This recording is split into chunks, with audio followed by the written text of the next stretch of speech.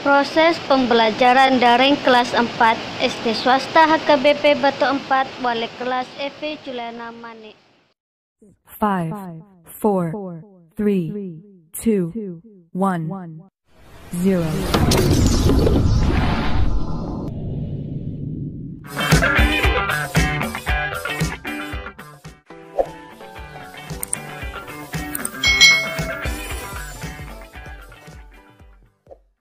Hari ini kita akan belajar bersama-sama masih di tema 6 Cita-citaku, subtema 1 Aku dan cita-citaku, pembelajaran yang kedua. Mari adik-adik kita belajar dengan penuh semangat ya. Setiap orang ingin memiliki pekerjaan ketika dewasa. Nah, keinginan itulah yang disebut dengan cita-cita adik-adik. Kita harus rajin belajar agar dapat meraih cita-cita. Kira-kira dari gambar ini, Siti ingin menjadi apa ya adik-adik ya? Apa cita-cita Siti? Yuk kita pelajari bersama. Ini adalah keadaan rumah Siti. Siti bercita-cita menjadi seorang peneliti tumbuhan dan hewan. Ia suka sekali mempelajari pengetahuan tentang tumbuhan dan hewan. Banyak buku tentang hewan dan tumbuhan yang dibacanya. Nah, pengetahuan itu digunakan Siti sebagai bekal untuk merawat hewan peliharaannya dan tumbuhan yang ditanamnya. Siti memelihara beberapa ekor kelinci di rumahnya. Kelinci-kelinci itu bermain bebas di belakang rumah Siti yang asri. Ada beberapa pohon tumbuh di halaman belakangnya. Pohon yang rindang menjadikan udara sejuk. Siti senang menghabiskan waktunya di sana untuk menyiram tanaman dan memberi makan kelincinya. Ternyata Siti ingin menjadi peneliti adik-adik, peneliti tentang tumbuhan dan hewan. Sejak kecil, Siti sudah rajin membaca buku tentang hewan dan tumbuhan. Nah adik-adik, kalau kalian memiliki cita-cita, kalian harus belajar dari sekarang untuk meraih cita-cita kalian. Sebutkan jenis hewan apa saja sih yang ada di belakang rumah Siti. Apakah adik-adik tadi melihat kupu-kupu yang hingga pada bunga yang sedang mekar? Nah, kamu tentunya ingat sebuah lagu tentang kupu-kupu ya adik-adik ya. Nah, ada lagu kupu-kupu yang lucu ciptaan Ibu Sud. Coba kita nyanyikan bersama-sama ya adik-adik. Kupu-kupu yang lucu, kemana engkau terbang? Hilir mudik mencari bunga-bunga yang kembang, berayun-ayun pada tangkai yang lemah. Tidakkah sayapmu merasa lelah? Seperti itu ya adik-adik ya. Kalian bisa mencari lirik video atau lagu kupu-kupu yang lucu ya. Kak Cita tidak pintar menyanyi. Nah, di lagu kupu-kupu yang lucu ini, di sini ada yang namanya adalah tempo. Nah, temponya adalah lento. Apa ya tempo lento? Nanti akan kita pelajari bersama. Nah, adik-adik, dalam kupu-kupu yang lucu tadi, kamu menyanyikannya dengan cepat atau menyanyikannya dengan lambat? Ya, pada lagu kupu-kupu yang lucu tadi kita menyanyikannya dengan lambat ya adik-adik lah. Kamu juga merasakan apa nih, perasaan apa nih saat kalian menyanyikan lagu tersebut? Kalau lagunya itu dinyanyikan dengan cepat, otomatis itu lagunya akan riang gembira ya. Kalau lagu yang dinyanyikan lambat itu cenderung perasaannya mendayu-dayu atau sedih. Itu biasanya lagu-lagu yang dinyanyikan dengan tempo yang lambat. Nah, sekarang adik-adik, setiap hewan dan tumbuhan itu membutuhkan air. Air dapat berasal dari air hujan atau sumber air. Nah, adik-adik, kita bandingkan lagu kupu-kupu yang lucu tadi dengan lagu tik tik tik bunyi hujan. Bisa lagunya tik tik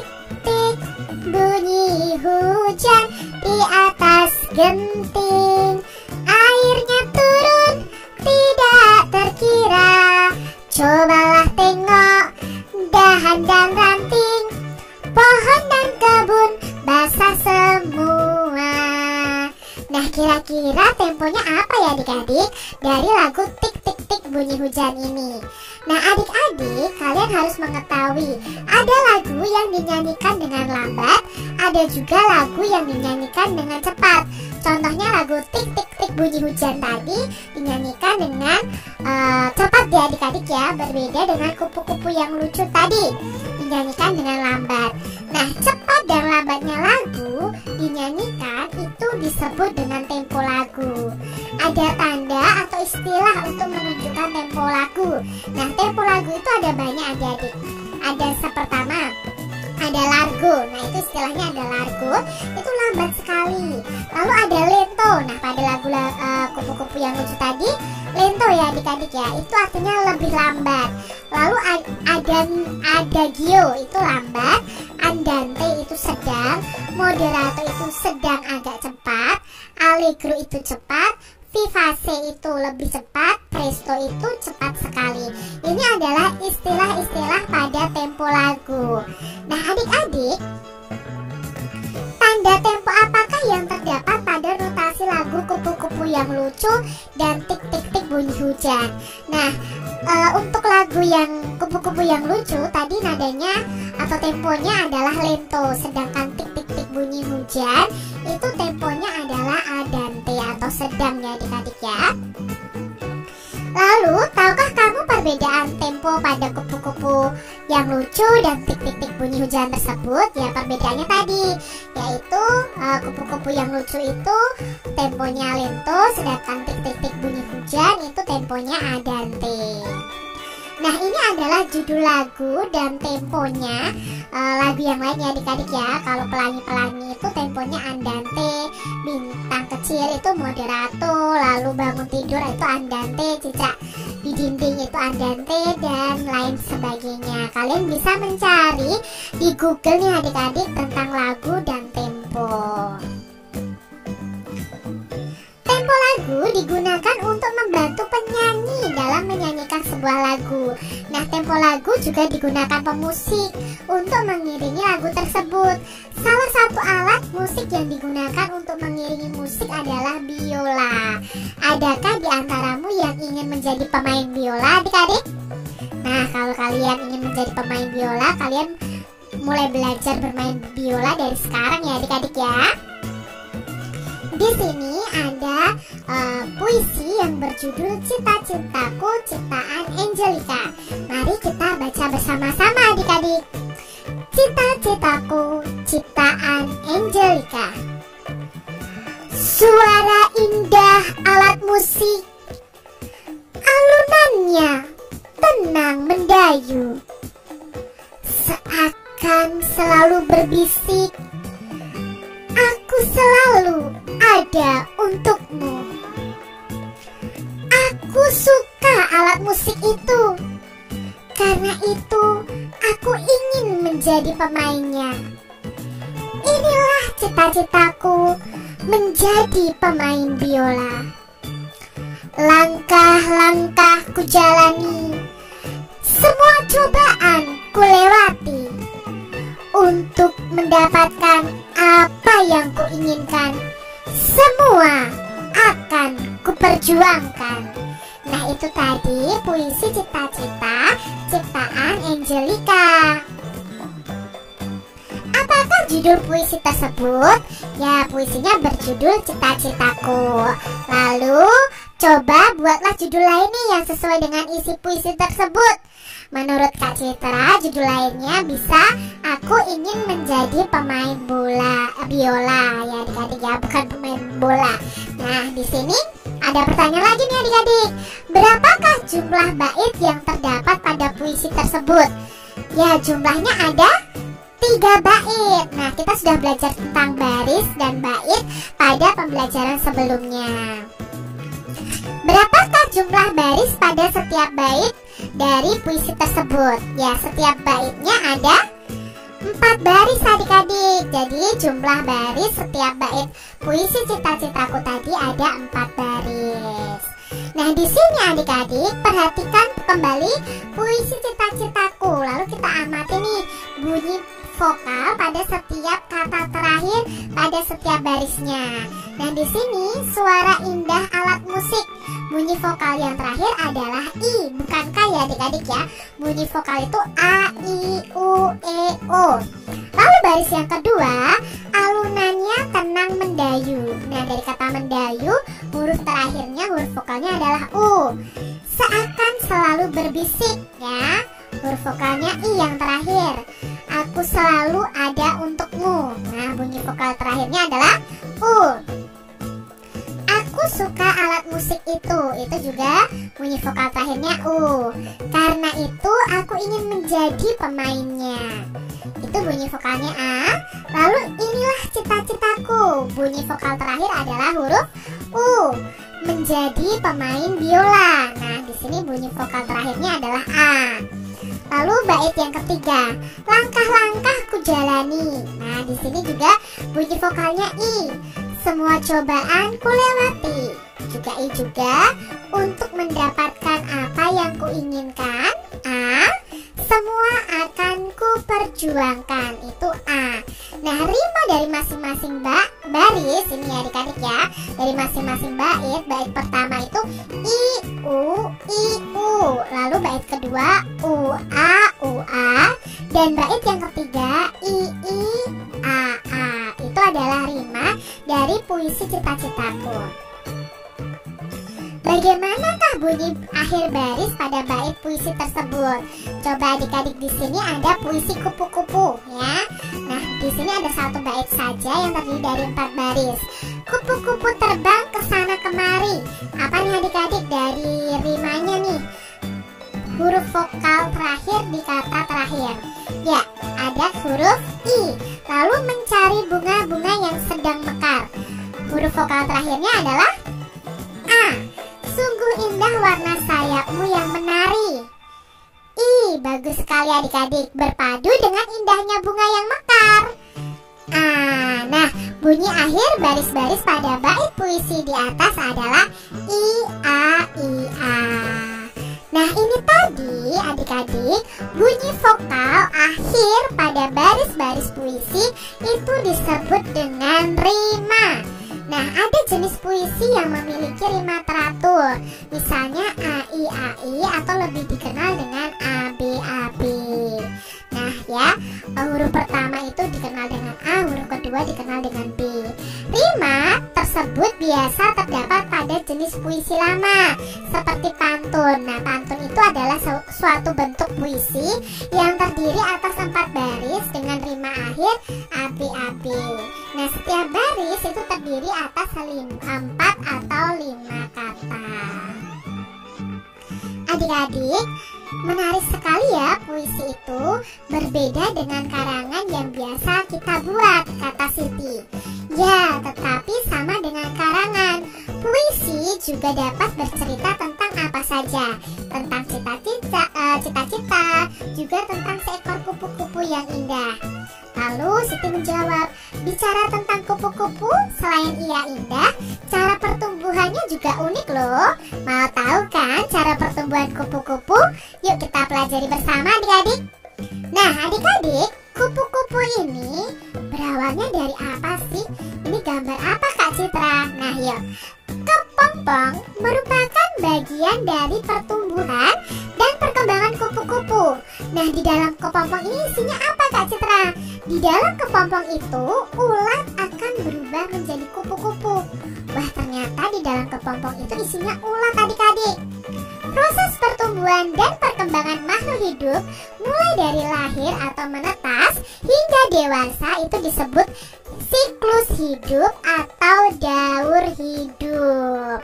Nah, sekarang kita pelajari nih daur hidup kupu-kupu adik-adik.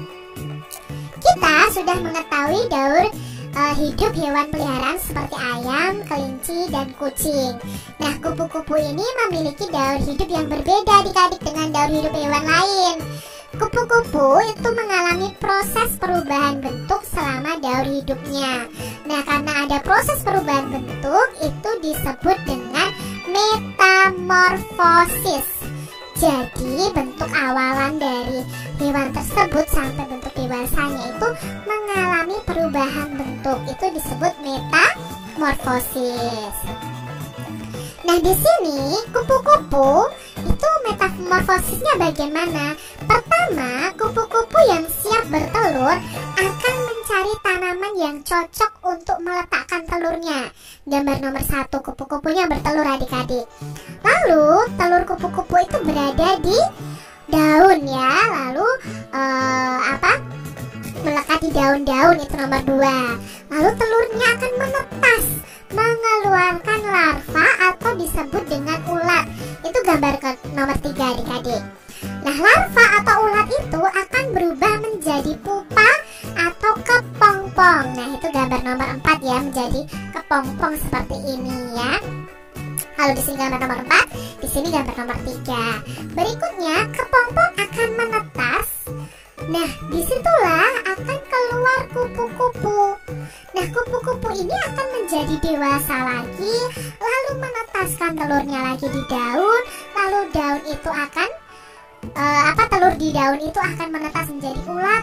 Ulat akan menjadi kepompong. Kepompong akan menjadi kupu-kupu, menjadi kupu dewasa. Terus begitu seterusnya adik-adik ya. Itulah yang disebut dengan daur hidup atau siklus hidup. Nah, sekarang adik-adik, untuk belalang nih adik-adiknya. Belalang ini siklus hidupnya itu berbeda dengan kupu-kupu. Berikut ini metamorfosis pada belalang.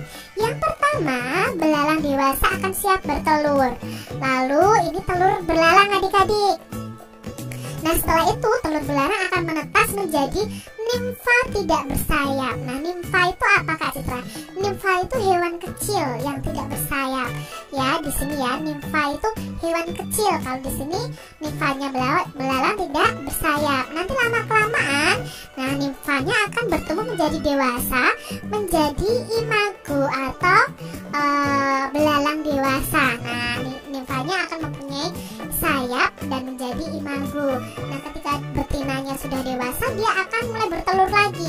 Begitu seterusnya. Inilah yang disebut dengan siklus atau daur hidup. Perbedaan daur hidup kupu-kupu dan belalang adik-adik. Nah, kita sudah pelajari ya tadi ya. Perbedaannya apa? Nah, kupu-kupu ini merupakan hewan yang mengalami metamorfosis sempurna. Sedangkan belalang itu hewan yang mengalami metamorfosis tidak sempurna.